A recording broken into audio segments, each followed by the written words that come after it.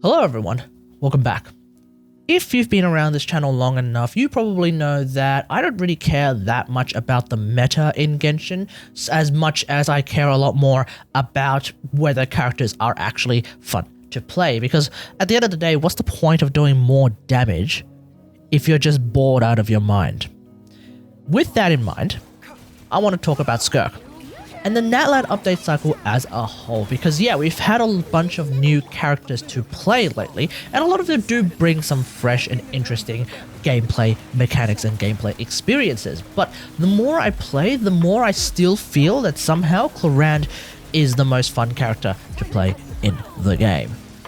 Obviously, this is all subjective, but here's how I felt about the new characters since 5.0. Mualani is just pure serotonin. She relies on those big numbers, otherwise she has a rather clunky kit. I don't enjoy her as much as I probably would have, I guess, if I was a lot more into meta stuff, I guess. Kachina, Autoron, Sitlali, PMC, Lanyan, Escoffier, these characters are all standard off-builders. They don't have that much flair, but they do have some clear roles amongst them, especially Escoffier though, who of course can also be more exciting if she says, "Goose on the loose!" Goose on the loose! Did she say goose on the loose? Goose on the loose! She truly is the goose on the loose. Brilliant line. Whoever came up with that should get a raise. Kinich, I'm just horrible at playing him. He's probably really interesting, but I just don't feel it myself. Xilonen, specifically C2 Xilonen, unironically makes Clorinde teams feel better to play, so there's that. Chaska has a cool mechanic with the different element bullet mechanic. I like it, but her overall gameplay experience to me just doesn't seem all that interesting. Mawika is actually really fun to play, and yep, even though she's like one of the most meta characters, she is also really fun to play as well. I just don't think she's as fun to play as Clorinde, because Clorinde, I don't know, she just seems more dynamic in that regard. Mawika, when you're playing DPS Mawika, you're donutting, and donutting is really cool as well. I don't know, I just guess I like guns a little bit more than donutting with a motorcycle. I don't know. With Mizuki on the other hand, she just floats around, so if anything, she's like the direct opposite of Mawika. Varesa, on the other hand, is a very fun character to play, okay? I really like playing Varesa whenever I get around to playing Varesa. Where Clorinde has a lot of horizontal movement in her gameplay experience, Varesa of course has a lot of vertical gameplay experience. The only thing that I kind of don't like about Varesa, it's not that I hate anything about Varesa, it's just that I don't like that it seems like in the most part, Varesa's teams are pretty much just hyper teams. You don't really play teams where Varesa uses reactions to do damage. And I don't know, one thing that's really cool about Genshin is the reaction system, and unfortunately it seems like for most of Varesa's teams being like a hyper Taser team with Farina, or an Overload team, or just an actual hyper team, yeah, you're not really using those reactions, whereas with Clorinde, I'll talk about that in a second, but there's quite a few Clorinde teams where you're also using reactions to do damage, and that's kind of really cool, and that kind of makes me feel like Clorinde is more exciting to play than Varesa, even if Varesa might be slight power creep, I guess. That doesn't really matter in the grand scheme of things.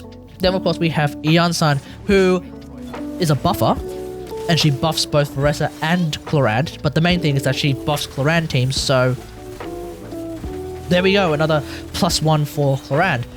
And then finally we have Aoife and Cacucu. I really like Aoife, I really like Cacucu, I really like their overall character dynamic, and when you're playing with them, they are actually kinda interesting to play. The only problem is that I feel like their team synergy is lacking, especially when it comes to their healing. I don't know about you guys, but I feel like Aoife's healing sucks. It's team healing, which is fantastic, but it doesn't feel all that impactful.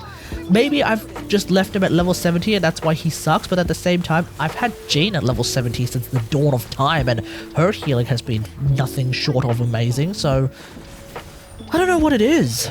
Maybe I'm just doing something wrong, but I just don't feel like Aoife does enough. Let me know how you feel about that in the comments below. Now, looking ahead, we have Skirk and Dahlia. Dahlia, of course, is probably just going to be a straightforward off-fielder. He does bring attack buffs, though, so that is another +1 for Clorinde, especially for the Calamity of Eshu Clorinde players out there. You may want to pick him up just for that. And then, of course, we have Skirk. Skirk is really exciting. I'm very excited to get her. I'm definitely going to get her, even though I don't have Escoffier. Doesn't matter. I am going to get her. Here's the thing about Skirk. As far as I can tell, Skirk's going to be a normal attack spammer like Arlecchino. Unlike Clorinde, who you only have to hold your click if you're playing on PC in order to continue shooting, with Skirk, you're going to have to continue spamming that click button, which is fine. I actually enjoy click spammers like Aloy, Arlecchino, Hazel sometimes. Yeah, that's absolutely perfectly fine. Then, of course, we have the fact that Skirk doesn't have any energy problems because Skirk doesn't use energy. She uses Serpent Subtlety. So she's kind of like Malwika in that regard, which can be really, really good because there are a lot of times where we find ourselves without any energy, and that sucks. With Skirk, that won't be a problem. So that's really, really cool. Wyob enemies, that tends to be the big letdown that saps away all your energy and you have to break their shields in order to get your energy back. Skirk and Malwika don't have that problem at all.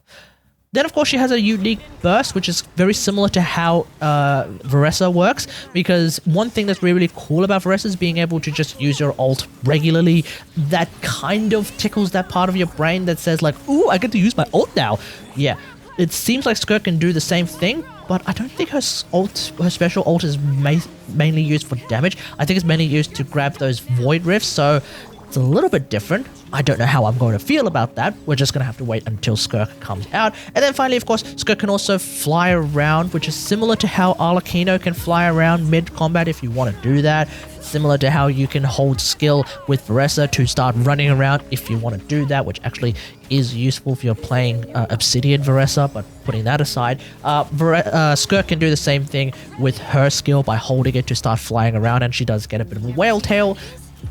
It could be interesting, but I just don't know how often I'm going to use that, especially in combat. So when you put all of that together, it does sound like Skirk probably might end up being more exciting to play than Clorinde.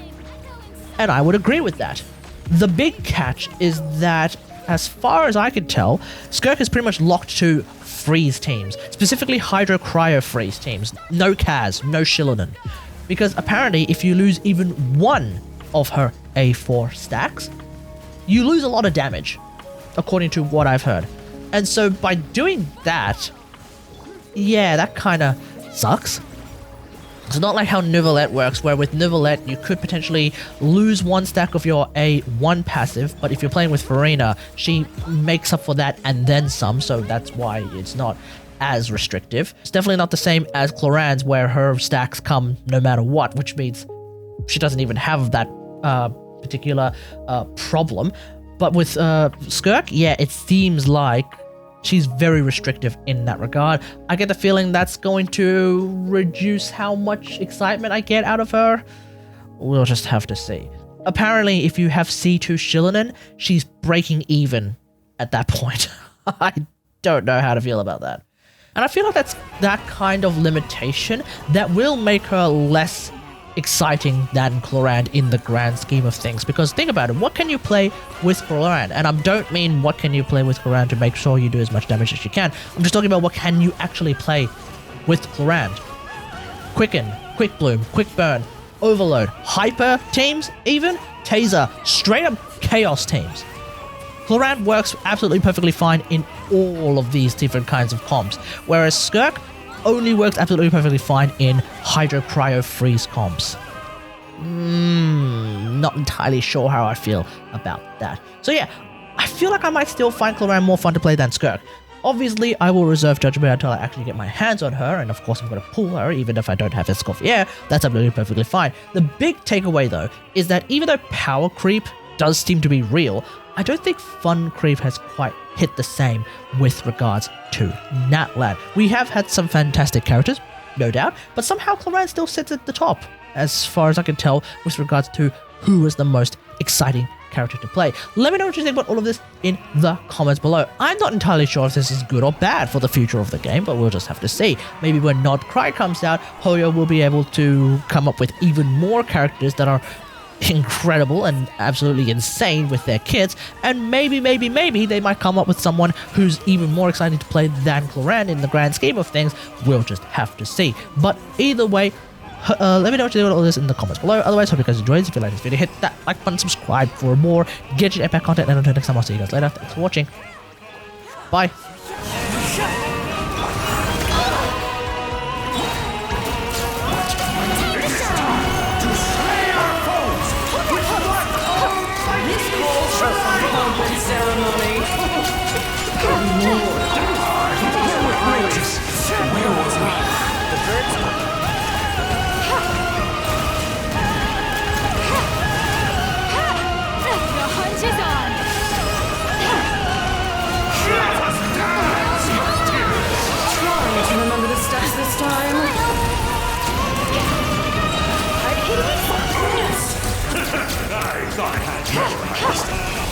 Into the wind, as one with wind and cloud.